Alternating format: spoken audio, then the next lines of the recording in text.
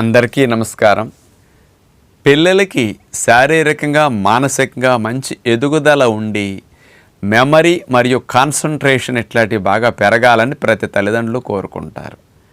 మరి యోగా అనేది ఇలాంటి వాటికి అద్భుతంగా ఉపయోగపడుతుంది. మహానుభావులైన మన ఋషులు వాళ్ళ దాన్ని ఆచరించి అలాంటి ఫలితాలను అనుభవించి అలాంటి విద్యను మనకు అందించారు. అందుకనే పిల్లలందరికీ చదువుకునే వయసులో మెడనొప్పులు, నడునొప్పులు, డిస్క్ ప్రాబ్లమ్స్ రాకూడదన్నా, ఒబిసిటీ పెరగకుండా ఉండాలన్నా, హార్మోన్ సమస్యలు రాకుండా ఉండాలన్నా, కాస్త తక్కువ సమయంలో ఎక్కువగా మేధాశక్తిని బాగా ఉపయోగించి గ్రాస్ప్ చేయాలన్నా, మరి మెమరీ బాగా పనిచేయాలన్నా ప్రాణాయామం, యోగా చాలా బాగా ఉపయోగపడతాయి.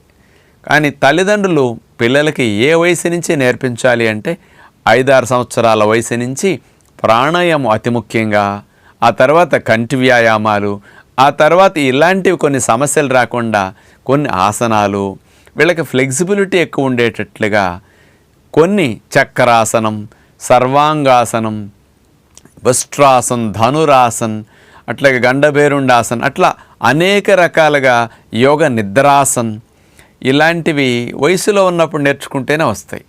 ఆ పిల్లల వయసు ఎలాంటిదంటే కాల్చిన ఇనుము ఎటు కావాలంటే అటు తిరగటానికి అనుకూలంగా ఉన్నట్లే వాళ్ళ శరీరం అలా ఉంటుంది. ఈ వయసులో పేరెంట్స్ కాస్త శ్రద్ధ పెట్టి పిల్లలకి యోగా పట్ల ఆసక్తిని పెంచగలిగితే వాళ్ళ జీవితం ఇంకా బాగుంటుంది. అందుకని ఏది సాధించాలన్నా శరీరం కావాలి, మనసు బాగుండాలి.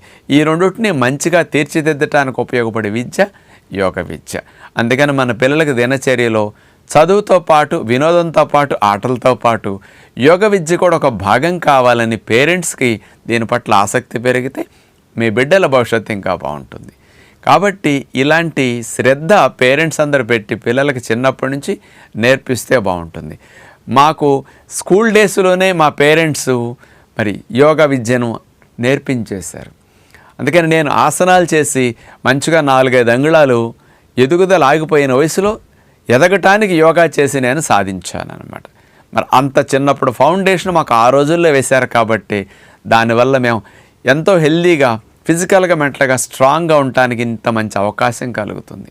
అందుచేత పిల్లలకి చిన్నప్పటి నుంచి ఆసనాలు, ప్రాణాయామం, సూర్య నమస్కారాలు ఇలాంటివన్నీ తప్పనిసరిగా ఒక హాఫ్ అన్ అవర్ అయినా నేర్పించండి.